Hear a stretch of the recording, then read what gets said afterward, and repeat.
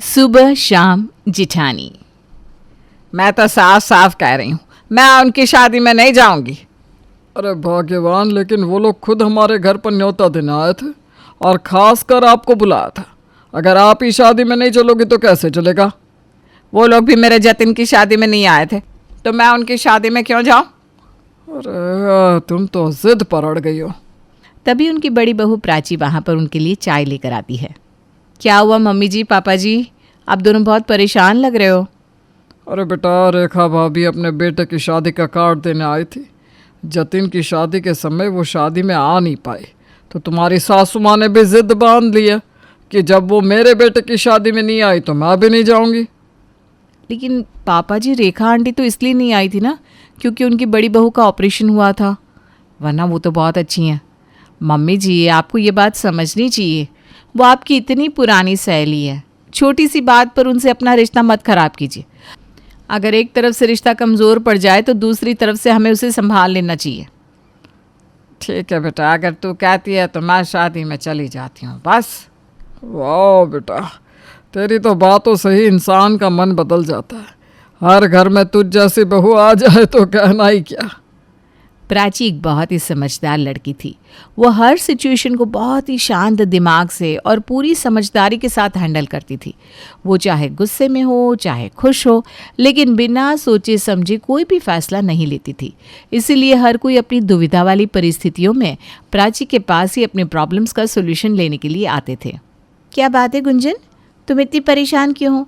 अभी थोड़ी देर पहले तो तुम बिल्कुल ठीक थी, तो अचानक से क्या हो गया? कुछ नहीं भाभी, मुझे कुछ नहीं हुआ, सब कुछ ठीक है, आप टेंशन ना लो। गुंजन अपनी छोटी भाभी नेहा को कुछ नहीं बताती और सीधी अपनी बड़ी भाभी प्राची के कमरे में चली जाती है। भाभी। अरे गुंजन, क्या हुआ?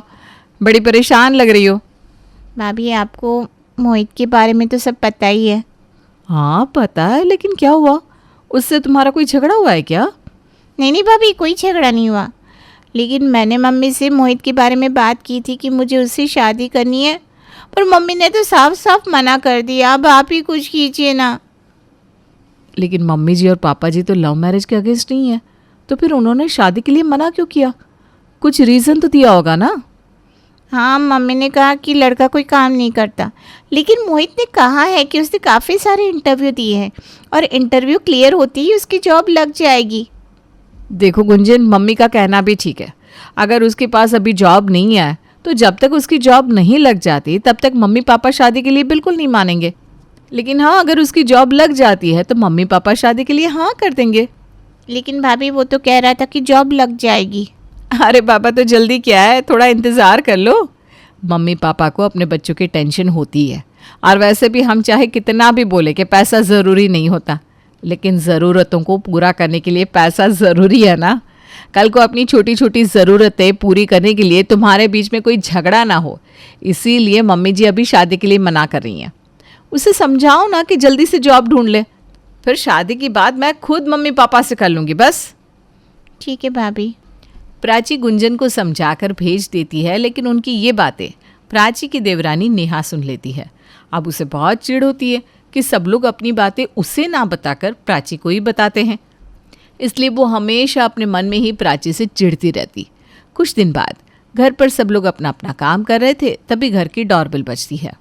अरे इस टाइम पर कौन आ गया? मैं देख कर आती हूँ बहू, तू काम कर जा।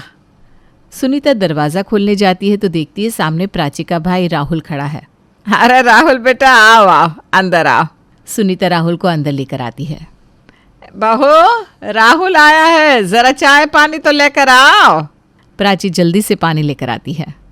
अरे राहुल, तुमने मुझे बताया नहीं कि तुम आ रहे हो, वरना मैं तुम्हारे लिए कुछ अच्छा सा बना कर रखती।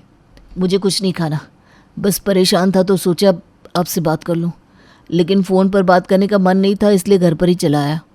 अरे ऐसी क्या बात है जो फ़ोन पर नहीं कर सकते थे और उसके लिए स्पेशली मिलने आए हो? जल्दी से बताओ क्या बात है। मैं और अनामिका डाइवोर्स ले रहे हैं दीदी। क्या? डाइवोर्स? मजाक कर रहे हो क्या? नहीं दीदी, कोई मजाक नहीं है, बस हम दोनों की नहीं बनती, और रोज़ रोज़ की लड़ाई से तो यही अच्छा है ना कि हम दोनों डाइवोर्स ले लें। अरे ये तो कोई बात नहीं हुई। अगर तुम दोनों की लड़ाई होती है तो उसके बारे में बात करो, इस तरह डाइवोर्स लेना कोई सोल्यूशन थोड़ी ना है। लेकिन दीदी जब एक साथ रहकर भी हमेशा दो लोग लड़ते ही रहे तो साथ रहने का क्या फायदा है? इससे अच्छा हम दोनों अलग अलग ही रहे। अरे लेकिन तुम दोनों ने तो लव मैरिज की थी, इतना पुराना रिलेशनशिप है तुम्हारा, तुम दोनों ने सोच समझ कर ही तो शादी का फैसला लिया था, फिर अचानक क्या हो गया? शादी से पहले तो सब कुछ ठीक था, लेकिन अब उसे मेरी कोई बात पसंद ही नहीं आती और मुझे उसकी। बस इन्हीं बातों पर झगड़े होते हैं। ऐसे तो मुझे भी तुम्हारी बहुत सी बातें पसंद नहीं होती, और तुम्हें मेरी। तो क्या हमने अपना भाई बहन का रिश्ता खत्म कर दिया? लेकिन दीदी, देखो राहुल, तुम्हें उसकी कुछ बातें नहीं पसंद और अनामिका को तुम्हारी कुछ बातें नहीं पसंद, तो इस वजह से रिश्ता थोड़ी ना खत्म कर देंगे। दोनों एक दूसरे को समझने की कोशिश करो। आज के टाइम में डाइवोर्स लेना सबको इतना आसान लगता है कि 2 दिन झगड़ा होता है तो डाइवोर्स के नतीजे पर पहुंच जाते हैं। लेकिन दीदी, ये हमारी पूरी जिंदगी का सवाल है। वही तो मैं भी तुम्हें समझाना चाह रही हूँ कि ये तुम्हारी पूरी जिंदगी का सवाल है। आज झगड़ा है तो कल सब सुलझ भी तो जाएगा ना। और नोक झोंक खटपट हर रिश्ते में चलती है। अपनी उम्मीदों का भार दूसरे पर से थोड़ा कम करना ही पड़ता है, वरना वो तुम्हारी उम्मीदें तो पूरी नहीं कर पाएगा, पर तुम्हारी उम्मीदों का भार उस पर पड़ता ही जाएगा और धीरे धीरे सब कुछ खराब हो जाएगा। रिश्ते को खत्म करने के बजाय उसे समझने की कोशिश करो। ठीक है दीदी, आपके कहने पर हम कोशिश करके देखते हैं। अब दूसरों को वो अपनी शादी बचाने के लिए भी इनकी राय लेनी पड़ रही है। अरे किस लिए इनको इतना सर पर चढ़ा रखा है? कभी अपना भी दिमाग लगा लो। अगर ये बोल देती है कि डाइवोर्स ले लो तो डाइवोर्स ले लेते, इन्होंने बोल दिया मत लो तो नहीं लेंगे। हद ही हो गई। प्राची अपने भाई को समझाती है और उसके भाई भाभी का डाइवोर्स होने से बच जाता है। कुछ दिन बाद, मुझे उस कंपनी में जॉब ही नहीं करनी। पता नहीं वो मैनेजर खुद को समझता क्या है, बात बात पर दिमाग खराब करता रहता है मेरा। नहीं करनी मुझे जॉब वहाँ। अरे तो क्या ज़रूरत है वहाँ पर जॉब करने की? आपको तो इतना अच्छा एक्सपीरियंस है कि कहीं भी जॉब मिल जाएगी। अरे बेटा, लेकिन इस तरह जॉब छोड़ना ठीक नहीं है। हाँ बेटा, तो बहुत टाइम से वहाँ पर जॉब कर रहा है, ऐसे किसी की वजह से जॉब थोड़ी ना छोड़ी जाती है। क्या बात चल रही है? सब लोग बड़े सीरियस लग रहे हैं। कुछ नहीं भाभी, बस मैं अपनी जॉब छोड़ रहा हूँ। क्या जॉब छोड़ रहे हो? लेकिन क्यों? अचानक से जॉब क्यों छोड़ रहे हो? इनकी ऑफिस में इनकी बनती नहीं है इसलिए छोड़ रहे हैं। क्या? ये तो कोई बात नहीं हुई जॉब छोड़ने की। तुम किसी भी जगह जाओगे तो किसी ना किसी से तो तुम्हारी अनबन हो ही जाएगी। हर इंसान के विचार हर किसी से थोड़ी ना मिलते हैं। और वैसे भी अब तुम्हारे प्रमोशन का टाइम है तो उस पर फोकस करो, क्योंकि इसके लिए तुमने कितनी मेहनत की है। इतनी आसानी से सब कुछ अपने हाथों से जाने दोगे क्या? वो लोग तो चाहते ही है कि तुम जॉब छोड़ दो और उन्हें प्रमोशन मिल जाए। प्राची बहू बिल्कुल ठीक कह रही है बेटा। सही कहा भाभी, इसीलिए वो लोग ऐसा कर रहे हैं। लेकिन अब मैं जॉब नहीं छोड़ूंगा, अपना प्रमोशन इस तरह हाथ से जाने नहीं दूंगा। बस भाभी ने बोल दिया जॉब नहीं छोड़नी तो नहीं छोड़नी। पता नहीं सबको ऐसी क्या पट्टी पढ़ाती है कि सब इनकी ही बात मानते हैं। जब देखो तब घर में सुबह शाम प्राची प्राची प्राची चलता रहता है। कुछ दिन बाद, ये तो प्लॉट की बहुत ही अच्छी डील है पापा, हमें ये डील मिस नहीं करनी चाहिए। हाँ पापा जी, वैसे भी आजकल इतने सस्ते में प्लॉट कहाँ मिलते हैं। इस प्लॉट में इन्वेस्ट करना बिल्कुल सही रहेगा।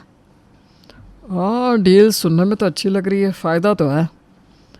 अरे प्राची बहू, मैं बहुत देर से देख रहा हूँ तो बिल्कुल चुपचाप खड़ी है। अरे भाई, ऐसा क्या सोच रही है? पापा जी मैं सोच रही हूँ कि जब डीलर कह रहा है कि प्लॉट बहुत अच्छी लोकेशन पर है, तो फिर उसे इतने सस्ते में क्यों बेच रहा है? डील दिखने में तो फ़ायदेमंद लग रही है, लेकिन मुझे ना कुछ गड़बड़ लग रही है। अब इसमें क्या गड़बड़ है? अगर हमें सस्ते में प्लॉट मिल रहा है तो इसमें तो हमारा ही फ़ायदा है ना। कभी कभी जैसा दिखता है ना वैसा होता नहीं है नेहा। कोई अपना नुकसान करके किसी को प्लॉट क्यों बेचेगा? जब प्लॉट की असली कीमत 50 लाख है तो सोचने वाली बात है कि वो अपना 15 लाख रुपए का नुकसान करके हमें 35 लाख में प्लॉट क्यों बेच रहा है?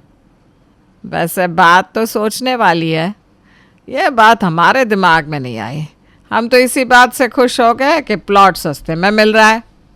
एक बार आप जाकर ना अच्छी तरह प्लॉट की लोकेशन दोबारा चेक करके आइए और आसपास की जगह को भी अच्छी तरह देखिएगा और उस ज़मीन के बारे में भी ना सब डिटेल्स अच्छी तरह से पता कीजिए।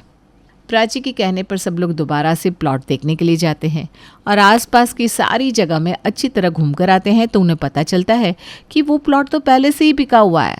और प्रॉपर्टी डीलर उनके साथ फ्रॉड करके उनके पैसे लेकर भागने वाला था।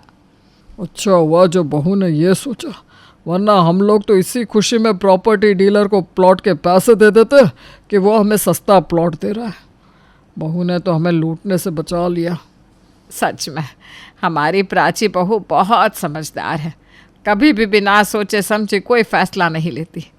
अगर ये नहीं होती तो आज हमारा कितना बड़ा नुकसान हो जाता। हाँ, ये नहीं होती तो घर में शायद कोई सांस भी नहीं ले पाता। जब देखो तब प्राची प्राची प्राची, जब देखो तब इनका ही गुणगान चलता रहता है। अरे इतना दिमाग तो हर कोई लगा सकता है, खामखा इनको चने की झाड़ पर चढ़ाकर बिठा दिया है। हमसे तो कोई हमारी राय भी नहीं पूछता। किसी को भी कुछ पूछना होता है तो बस प्राची भाभी। सुबह शाम प्राची प्राची। कुछ तो करना ही पड़ेगा, वरना ये तो घर में कभी मेरी पूछ होने ही नहीं देंगी। अब नेहा तो पहले से ही प्राची से चिढ़ी रहती थी, लेकिन अब उसके मन में ये बात आ जाती है कि वो कैसे घर वालों की नज़रों में प्राची की वैल्यू कम करे। कुछ दिन बाद फाइनली राहुल की जॉब लग गई और मम्मी पापा भी शादी के लिए मान गए। प्राची भाभी ने बिल्कुल ठीक कहा था। गुंजन की शादी की तैयारी के लिए अब उसकी मम्मी को उसकी शादी की ज्वेलरी बनवानी थी। अरे प्राची बहू, गुंजन की शादी के लिए ज्वेलरी बनानी है तो तुम पैसे ले जाना और ज्वेलरी पसंद कर लेना। तुमने बताया था ना तुम्हारी पहचान में कोई अच्छा ज्वेलर है। हाँ मम्मी जी, वरुण जी भी हमेशा उन्हीं से ज्वेलरी लेते हैं, तो वो रेट भी ठीक ही लगाएंगे और ज्वेलरी भी अच्छी होगी। अच्छा ठीक है बेटा। ननद तो गुंजन मेरी भी है, लेकिन गहनों की जिम्मेदारी सिर्फ जेठानी जी की। इस घर में मेरी तो कोई अहमियत ही नहीं है। जब देखो तब सुबह शाम इन्हीं के गुण चलते रहते हैं। अभी बताती हूँ इन्हें, अगर ज्वेलरी खरीदने मैं नहीं जाऊंगी तो ये भी नहीं जाएंगी। बहुत इज्जत करते ना सब इनकी। अभी कलेश करवाती हूँ। नेहा जल्दी से गुंजन के पास जाती है। अरे नेहा भाभी, आप यहाँ? हाँ, मैंने ये सोचा कि मुझे तुम्हें कुछ बताना है नेहा। क्या? तुम्हारी शादी के लिए ज्वेलरी की शॉपिंग हो रही है और तुमसे कुछ पूछा भी नहीं जा रहा। हर चीज़ की बागडोर प्राची भाभी ने बस अपने हाथ में ही ले रखी है। अब तुम्हारी शादी है तो ज्वेलरी भी तो शादी में तुम्हारी पसंद की आनी चाहिए ना। हाँ भाभी, लेकिन मुझे ना प्राची भाभी पर पूरा भरोसा है, वो मेरे लिए अच्छी ज्वेलरी लेकर आएंगी। अरे लेकिन उन्हें कम से कम तुम्हारी पसंद नापसंद के बारे में तो पूछना चाहिए ना। शादी तुम्हारी है कि उनकी? हाँ, और वैसे भी जब सब लोग हर चीज़ में उनकी राय लेते हैं तो उन्हें तुम्हारे लिए ज्वेलरी खरीदने से पहले तुमसे पूछना तो चाहिए था। वो तो अपने मन से कुछ भी करेंगी। सबको इतना मुट्ठी में कर लिया है कि तुम्हारी शादी की ज्वेलरी शॉपिंग के लिए तुमसे तो किसी ने कुछ पूछा ही नहीं। बात तो आप ठीक कह रही हैं भाभी, इस बारे में मैंने सोचा ही नहीं था। मैं अभी जाकर मम्मी से बात करती हूँ। जाओ जाओ। अब आएगा मज़ा। गुंजन नेहा की बातों से भड़क कर अपनी मम्मी से बात करने जा रही थी, तभी प्राची उससे कहती है, अरे अच्छा हुआ तुम यहाँ पर आ गई, मैं अभी तुम्हारे ही रूम में आ रही थी। मेरे रूम में? क्यों भाभी? अरे मम्मी जी ने कहा है कि तुम्हारी शादी की ज्वेलरी खरीदनी है, तो तुम आज मेरे साथ चलना और तुम्हें जो भी ज्वेलरी पसंद होना बता देना। एक बहुत अच्छी सी ज्वेलरी मैं तुम्हें अपनी तरफ से दिलवाऊंगी। तुम्हें डायमंड की लेनी हो तो डायमंड की लेना, और गोल्ड की लेनी हो तो गोल्ड की ले लेना। अच्छा हुआ कि मैंने कुछ नहीं कहा, वरना खामखा प्राची भाभी को कितना बुरा लगता। ये नेहा भाभी भी ना। अब नेहा का उन दोनों का रिश्ता खराब करवाने का ये प्लान तो फेल हो जाता है। वो कुछ और सोचने लगती है। कुछ दिन बाद प्राची के भैया भाभी घर पर आते हैं। थैंक यू दीदी, जो आपने उस टाइम हमारा रिश्ता टूटने से बचा लिया, वरना अगर हम दोनों अलग हो जाते तो शायद पूरी ज़िंदगी अपनी वो गलती कभी नहीं सुधार पाते और हमेशा पछताते रहते। अरे कोई बात नहीं अनामिका, ये तो राहुल की बड़ी बहन होने के नाते मेरा फ़र्ज़ था। बस तुम दोनों हमेशा खुश रहो। अच्छा तुम बैठो, मैं अभी तुम्हारे लिए चाय लेकर आती हूँ। प्राची अंदर चाय लेने के लिए चली जाती है और वहाँ नेहा मौका ढूंढकर अनामिका के पास उसे भड़काने के लिए बैठ जाती है। एक बात कहूँ तो बुरा मत मानना अनामिका, हर छोटी छोटी बात के लिए ना इस तरह दीदी से बात करना अच्छा नहीं है। वो तो पीछे से यही बोलती हैं कि हर छोटी छोटी बात के लिए बच्चों की तरह मेरे पास आ जाते हैं। क्या? नहीं दीदी, लगता है आपको कोई गलतफहमी हुई है, क्योंकि प्राची दीदी कभी ऐसा बोल ही नहीं सकती।